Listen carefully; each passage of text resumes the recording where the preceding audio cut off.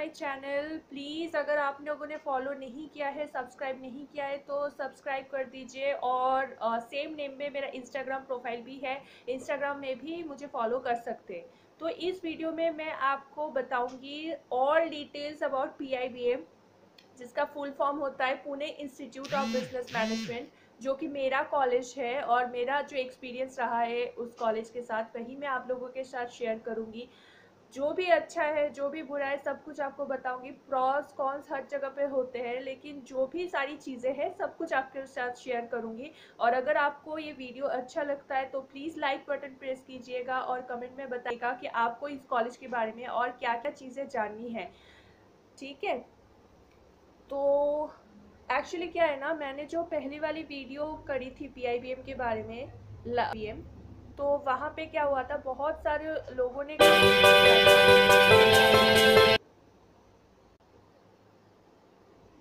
तो वहाँ पे बहुत सारे लोगों ने कमेंट किया था मेरे लास्ट वीडियो में कि आपको ये वीडियो बहुत पसंद आया। उसमें लाइक्स भी बहुत अच्छे आए थे, व्यूज़ भी बहुत अच्छे आए थे।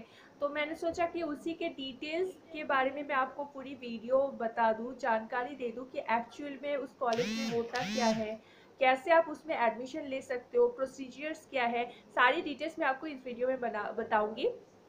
तो मेक श्योर कीजिएगा कि आपने लाइक बटन प्रेस किया है एंड बने रहिए हमारे साथ इस वीडियो को आगे तक देखने के। तो सबसे पहले शुरू करेंगे कि हम एडमिशन कैसे ले सकते हैं PIBM कॉलेज पे, और कौन कौन एडमिशन ले सकता है। ठीक है, तो जो लोग MBA एस्पिरेंट्स हैं उनको लिए ही ये कॉलेज बेस्ट है। PGDM या तो MBA, दो कोर्स वहाँ पे कराए जाते हैं। बहुत अच्छे कोर्स कैरिकुलम है PGDM में भी, that is post graduate diploma in management. और MBA तो डायरेक्ट सावित्रीबाई फुले यूनिवर्सिटी से अटैच्ड है, वहीं की डिग्री आपको मिलेगी। बस फ़र्क दोनों में इतना है, लोग ज़्यादातर मुझसे पूछते हैं कि मैम PGDM और MBA में फ़र्क क्या है, डिफरेंस क्या है, बेसिक डिफरेंस क्या है। तो बेसिक डिफरेंस यही है कि PGDM करने के बाद PGDM का जो कोर्स कैरिकुलम होता है ना, वो इंडस्ट्री से मैप्ड होता है। लाइक एकदम हाईटेक इंडस्ट्री जो होती है, न्यू टेक्नोलॉजी जो होती है, न्यू कंसेप्ट जो इंडस्ट्री में आते हैं, वही सारी चीज़ें PGDM में आपको कराए जाते हैं। MBA में कराए जाते हैं, नो डाउट, लेकिन उनका जो है थियोरिटिकल पार्ट बहुत ज़्यादा है और PGDM में जो है प्रैक्टिकल पार्ट ज़्यादा है।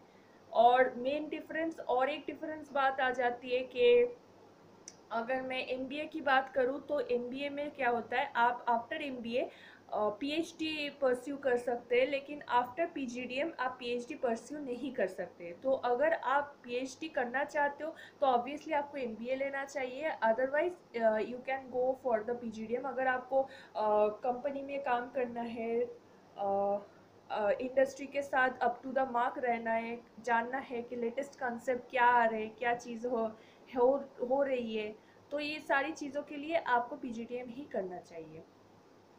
अब आती है बात कि अगर आपने कैट या मैट या तो कोई भी एग्ज़ाम दिया जो MBA या तो PGDM करने के लायक है, तो आपको डायरेक्ट एडमिशन मिल सकता है PIBM में। अदरवाइज PIBM का एक एंट्रेंस एग्ज़ाम होता है जो बोलते ATMA, आई गेस ऐसा ही कुछ फॉर्म था, उसका फुल फॉर्म मुझे भी नहीं मालूम, क्योंकि मैंने कैट या मैट कुछ भी नहीं दिया था, तो मैंने PIBM का एंट्रेंस एग्ज़ाम दिया था। उसके बाद ही मेरा सिलेक्शन हुआ था, मुझे एडमिशन मिला था। तो आप इस तरीके से एडमिशन प्रोसेस के लिए जा सकते हैं। पहले आपको क्या करना पड़ेगा कि उनके साइट में जा सकते हैं। अच्छा हाँ, जो लोग नहीं जानते कि PIBM क्या है, तो उनके लिए www.pibm.net इस साइट पे जाइए और आपको पूरी कॉलेज की जो सिनेरियो है, डिटेल्स है, सारी चीज़ें आपको मिल जाएगी। अगर आपने वेबसाइट ऑलरेडी चेक कर लिया है, अगर आप PIBM में एडमिशन लेना चाहते हैं, तो सबसे पहले मैं तो बताऊंगी कि वहाँ के जो काउंसलर होते हैं, आप उनसे पहले बात कीजिए। उनका जो भी फ़ोन नंबर रहेगा, कॉन्टैक्ट नंबर रहेगा, वो PIBM के पेज पे ही, वेबसाइट में ही आपको मिल जाएगा। तो वहाँ से उनको कॉन्टैक्ट कीजिए, पहले पहले जानिए कि क्या प्रोसीजर है, क्या चीज़ें हैं, कैसे आप एडमिशन ले सकते हो, उसके बाद ही आप एडमिशन के लिए जा सकते हो। और उसके बाद आपको रजिस्ट्रेशन फीस भरना पड़ता है, जो कि समहाउ 50,000 के अराउंड होता है। जब मैंने भरा था तो इतना ही अमाउंट था, अभी शायद बढ़ भी सकता है या तो कम भी हो सकता है, I don't know about the same. तो आप उनसे पहले पूछ सकते हैं। रजिस्ट्रेशन फीस भरने के बाद आपको डायरेक्ट कॉलेज में बुलाया जाएगा, और इसके बीच जो है आपसे कॉलेज का कांटेक्ट बनाए रखने के लिए वो लोग आपको रेगुलर बेसिस पे आपके रजिस्टर्ड ईमेल आईडी पे असाइनमेंट्स भेजते रहेंगे। जो होमवर्क रहेगा वो ईआरपी बोल के उनका एक सिस्टम आता है, ईआरपी में होमवर्क रहेगा, असाइनमेंट्स भेजे जाएंगे और आपको सारे असाइनमेंट्स कंप्लीट करने हैं। और उसके बाद आपके लिए पर्सनल मेंटर भी असाइन किया जाएगा। जब मैंने एडमिशन लिया था मेरे लिए पर्सनल मेंटर असाइन करा गया था। वो हर रोज़ मुझे कॉल करते थे, पूछते थे कि मेरा जो पढ़ाई है वो कैसा चल रहा है, मुझे सारी चीज़ें समझ में आ रही है कि नहीं। तो इससे क्या होता है, आप लोगों का एक बॉन्डिंग, एक जो कनेक्शन होता है ना, वो बना रहता है कॉलेज के साथ, ताकि आपको इतना सा भी डाउट हो तो कॉलेज में लोग बैठे हैं आपका डाउट सॉल्व करने के लिए। ठीक है। उसके बाद रजिस्ट्रेशन फीस आपने दे दिया, कॉलेज में आपको डायरेक्ट बुलाया जाएगा इंफ्रास्ट्रक्चर देखने के लिए। अगर आपके वहाँ पे पुणे में है लोकेटेड ये कॉलेज, पुणे भूगांव में, तो भूगांव में अगर आपके पास रहने की कोई जगह है, फ्लैट है, तो आप फ्लैट में रह सकते हो, और एल्स आप उनके हॉस्टल में रह सकते हो। गर्ल्स हॉस्टल है, बॉयज़ हॉस्टल है। तो वहाँ पे पीजी, नेचुरली पीजी वहाँ पे है कि नहीं मुझे नहीं पता, क्योंकि मैं पीजी में रही नहीं हूँ वहाँ पे, मैंने हॉस्टल में ही थी। मेरे हॉस्टल का नाम था हीरा गार्डन। लड़कियों का दो ही फेमस हॉस्टल है, हीरा गार्डन टांगरे, और लड़कों का चौंदे, और अभी बहुत सारे हॉस्टल और आ चुके हैं तो आपको पता चल जाएगा। तो वहाँ पे आप बात कर सकते हैं। और उसके बाद हॉस्टल सिलेक्शन से लेके पूरा कॉलेज का इंफ्रास्ट्रक्चर क्या होता है, कैफेटेरिया, 2 कैफेटेरिया है वहाँ पे, अच्छे अच्छे खाने मिलते हैं।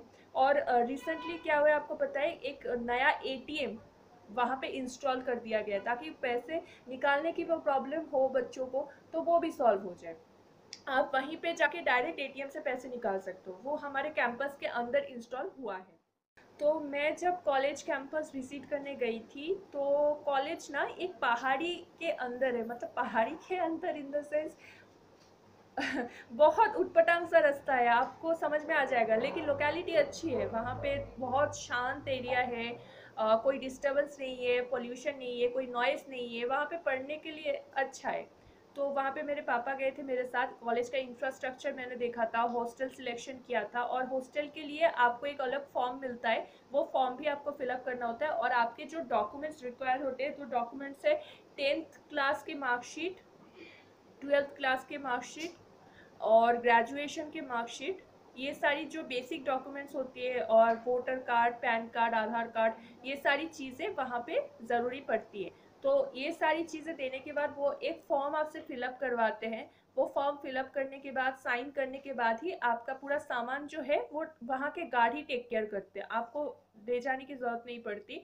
बस कर देते हैं, या तो उनके पास बहुत सारी बसेस है या तो कार है, वहाँ से आपको डायरेक्ट शिफ्ट किया जाता है आपके हॉस्टल पे। फिर हॉस्टल पे पहुंचने के बाद, जैसे मेरी थी, आमरीन मैम थी, बहुत अच्छी थी, मतलब उनका सपोर्ट बहुत अच्छा रहा था हॉस्टल में। तो वैसा हॉस्टल अगर आपको मिल जाए तो अच्छी बात है। तो उनसे अच्छे से बना के रखिएगा, जो भी प्रॉब्लम होती है वही सल्यूशन करते हैं, वही सॉल्व करते हैं। और गर्म पानी, ठंडा पानी, सब चीज़ों की दिक्कत कभी नहीं होती थी। तो और हॉस्टल के बारे में और क्या बोलूँ आपको, खाना, हाँ, जिन लोगों को बाहर खाना पसंद नहीं है, होस्ट घर का खाना ही पसंद है, उन लोगों को थोड़ा प्रॉब्लम होता है, क्योंकि हॉस्टल का खाना अच्छा, उतना अच्छा तो होता नहीं है। मुझे नहीं पसंद था हॉस्टल का खाना बिल्कुल भी। तो आपको पसंद हो भी सकता है, अब क्या कर सकते हैं, पढ़ने गए हो, हॉस्टल का खाना है तो खाना ही पड़ेगा, कोई इशू नहीं है उसमें। तो उसके बाद मैं आती हूँ, इंफ्रास्ट्रक्चर मैंने आपको बता दिया, एडमिशन प्रोसेस मैंने आपको बता दिया, डॉक्यूमेंट्स मैंने आपको बता दिए। अब क्या बचा, अब ज़्यादा से ज़्यादा क्वेश्चन जो मुझे प्रीवियस वीडियो में पूछे गए थे कि कॉलेज एक्चुअल में कैसा है, ये तो रही बेसिक बात, लेकिन कॉलेज एक्चुअल में कैसा है वो भी। तो अब हम आते हैं टीचर्स और फैकल्टी की बातों पे, जो कि एक कॉलेज का मेन बेस होता है। कॉलेज अच्छा है या बुरा है, आप लोग कैसे जज करते हो मुझे नहीं मालूम, लेकिन मैं कैसे जज करती हूँ इस बेसिस पे कि कॉलेज के फैकल्टी और पढ़ाने का तरीका कैसा है। अगर कॉलेज के पढ़ाने का तरीका मेरे तरीके से मैच होता है, अप टू द मार्क होता है, फैकल्टीज अच्छे होते हैं, तो कॉलेज मेरे लिए अच्छा है। बाकी कुछ भी चीज़ हो वो मैं एडजस्ट कर सकती हूँ, लेकिन जो इन्वेस्टमेंट हम कर रहे हैं, कॉलेज को हम पैसे दे रहे हैं, तो उसके हिसाब से हमको स्टडी मटेरियल भी उतना ही मिलना चाहिए, ऐसा मुझे लगता है। तो बात ये है ना कि वहाँ के जो फैकल्टीज होते हैं वो सारे फैकल्टीज बहुत अच्छे हैं और टॉप नॉच फैकल्टीज है। मार्केटिंग, मेरा स्पेशलाइजेशन था कोर मार्केटिंग, तो first sem, second same, third same, fourth same, 4 semester होते हैं। ठीक है, वहाँ पे फर्स्ट 2 सेम कॉमन होता है और थर्ड और फोर्थ सेम जो होता है वो आपका स्पेशलाइजेशन होता है। मेरे ख्याल से कुछ कॉलेजेस में सेकेंड सेम कॉमन होता है, कुछ कॉलेजेस में सेकेंड सेम से ही मतलब शुरू हो जाता है मार्केटिंग, फिनेंस, एचआर, जो कुछ भी है। तो मेरा जो था फर्स्ट सेम वो कॉमन था, वहाँ पे सारे सब्जेक्ट्स थे, एचआर थे, फिनांस थे। फिनांस मुझे बिल्कुल पसंद नहीं, मुझे कुछ नहीं समझ में आता, फिनांस पूरा दिमाग के ऊपर से जाता है। आई गेस आप लोगों को समझ में आता होगा, मुझे नहीं समझ में आता। और मुझे मार्केटिंग बहुत पहले से पसंद था, तो मैंने मार्केटिंग ही लिया था। मार्केटिंग के जो एचओडी है, जो फैकल्टीज है, वो बहुत सपोर्टिव है, और आपका असाइनमेंट जो होता है वो हर रोज़ के बेसिस पे आपको दिया जाता है, प्रोजेक्टर्स से पढ़ाया जाता है।